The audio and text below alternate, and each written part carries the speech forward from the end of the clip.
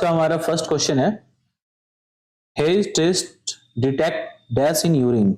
जो hair test है वो क्या डिटेक्ट करता है यूरिन के अंदर? तो इसका राइट आंसर हो जाएगा ऑप्शन ए, बाइल सॉल्ट। ठीक है, हेयर टेस्ट जो है वो बाइल सॉल्ट को डिटेक्ट करता है यूरिन के अंदर। जो हेयर टेस्ट है इसको हम लोग, दूसरा नाम इसका है हेयर सल्फर पाउडर टेस्ट। ठीक है, ये भी आपको याद रखना है।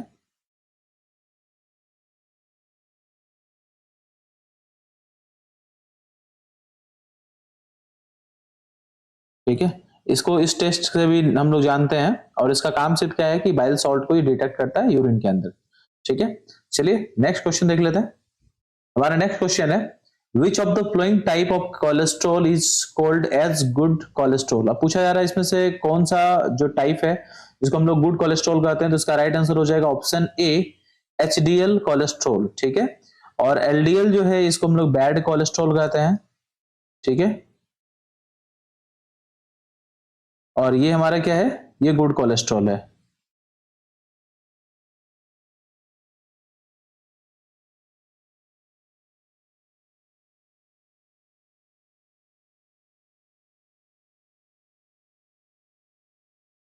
ठीक है, जो हमारे एचडीएल है, एचडीएल को हम लोग क्या बोलते हैं, इसका फुल फॉर्म कई बार पूछ लिया जाता है। तो हाई डेंसिटी लिपोप्रोटीन।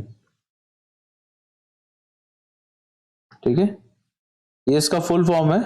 और ये क्या करता है, ये जो ब्लड में जो कोलेस्ट्रॉल होता है इसको ये एब्जॉर्ब करता है। ठीक है, तो याद रखना है, ये इसको हम लोग गुड कोलेस्ट्रॉल इसलिए कहते हैं क्योंकि ये एब्जॉर्ब करता है, जो ब्लड में कोलेस्ट्रॉल होता है उसको पहुंचाता कहाँ है, लीवर तक। तो एब्जॉर्ब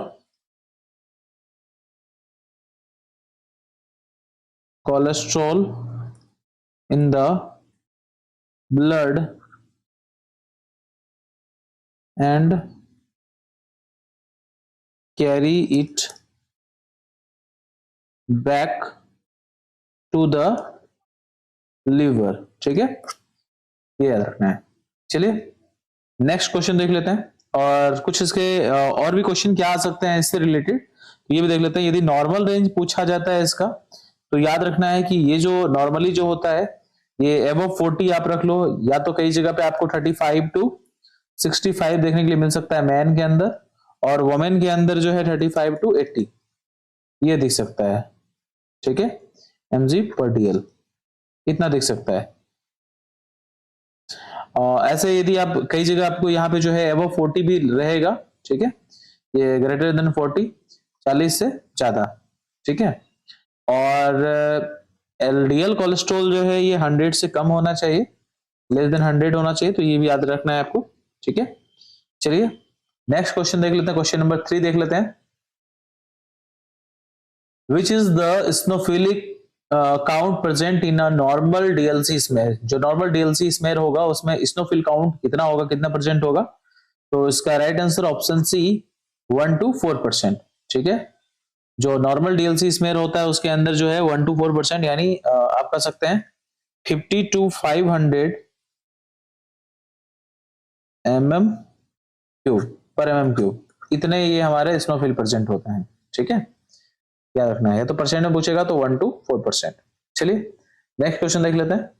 क्वेश्चन नंबर 4 है, which of the flowing parasite is found in urine specimen. Urine specimen में पूछा जा रहा है कौन सा पैरासाइट पाया जाएगा।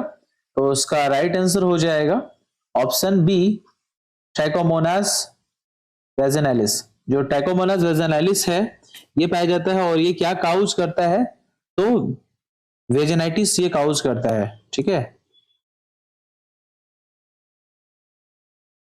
ये काउज करता है, और यूरिथ्राइटिस भी कह सकते हो आप इसको, ये भी ये काउज करता है। तो ये जो है हमारा ये पैरासाइट है जो ये सारे चीज काउज करते हैं।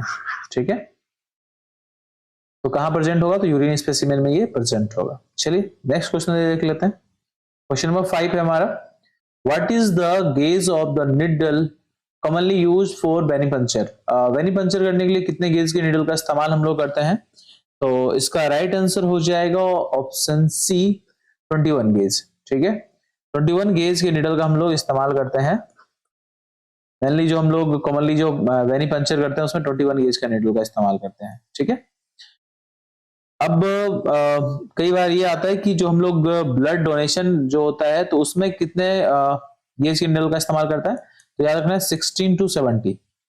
ठीक है, 16 to 17, इसमें 16 का भी या 17 का, दोनों में से किसी भी गेज के नीडल का इस्तेमाल हम कर सकते हैं।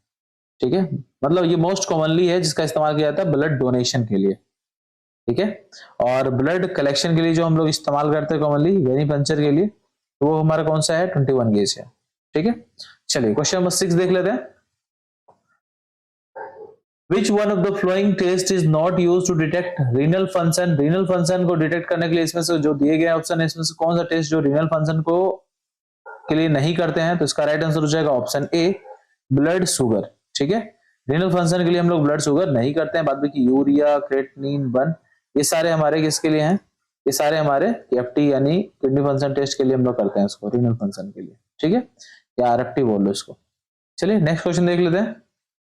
क्वेश्चन नंबर 7 है, a suction device used to draw up liquids.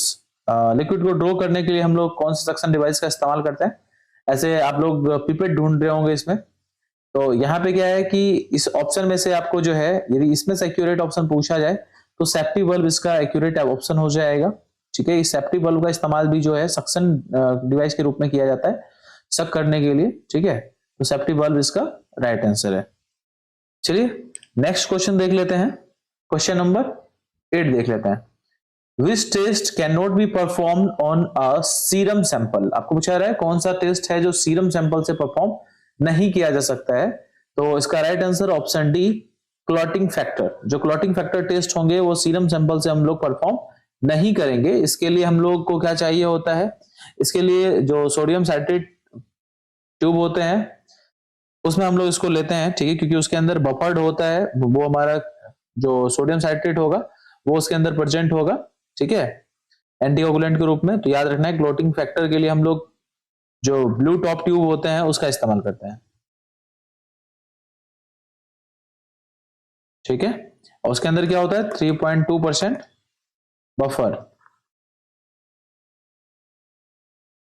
Buffered sodium citrate,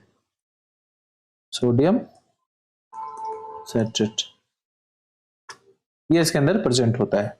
ठीक है, और इसका मेनली हम इस्तेमाल करते हैं क्लॉटिंग फैक्टर के लिए। चलिए क्वेश्चन नंबर 9 देख लेते हैं अब। The liquid portion of blood remaining after the clot has formed is called.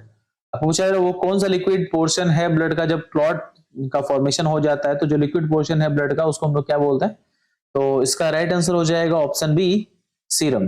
ठीक है, तो जो लिक्विड पोर्शन बचता है उसको हम लोग क्या बोलते हैं, सीरम बोलते हैं। सीरम वो लिक्विड है जो कि बच जाता है जब ब्लड क्लॉट हो जाता है। ठीक है, और जो प्लाज्मा होता है, तो जब हम लोग कोगुलेटिंग जो कोगुलेशन से प्रिवेंट करने के लिए जब हम एंटीकोगुलेंट ऐड करते हैं, तो उसके बाद जो है एंटीकोगुलेंट के बाद जो आपके पास जो यदि उसको सेंट्रीफ्यूज करते हैं तो हमारे पास जो लिक्विड पोर्शन बचता है वो हमारा क्या है, प्लाज्मा है। ठीक है, और क्लॉटिंग के बाद जो लिक्विड बचता है वो हमारा जो है लिक्विड पोर्शन जो है वो क्या है, हमारा सीरम है।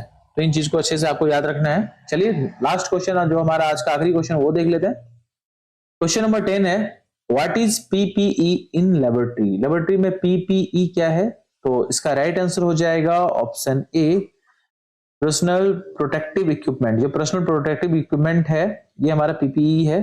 ठीक है, जैसे आप लैब कोट पहनते हो, उसके बाद ग्लव्स इस्तेमाल करते हो, आई में स्प्लैश ना हो जाए केमिकल, उसके लिए हम लोग आई ग्लास का इस्तेमाल करते हैं। ठीक है, तो ये सारे जो आप पर्सनल प्रोटेक्टिव इक्विपमेंट के अंदर आ जाएंगे। ठीक है, चलिए आज के लिए बस इतना ही रहने देते हैं। नेक्स्ट वीडियो में और भी अच्छे क्वेश्चन के साथ जो आपके आने वाले जो डीएसएसबी एग्जामिनेशन होने वाले हैं, और भी स्टेट गवर्नमेंट में जो आपके लैब असिस्टेंट, लैब टेक्नीशियन की जो एग्जामिनेशन होने वाले हैं, उसके लिए जो सारे महत्वपूर्ण क्वेश्चन होंगे उसको लेके फिर से हाजिर होंगे। तब तक के लिए बाय बाय, टेक केयर।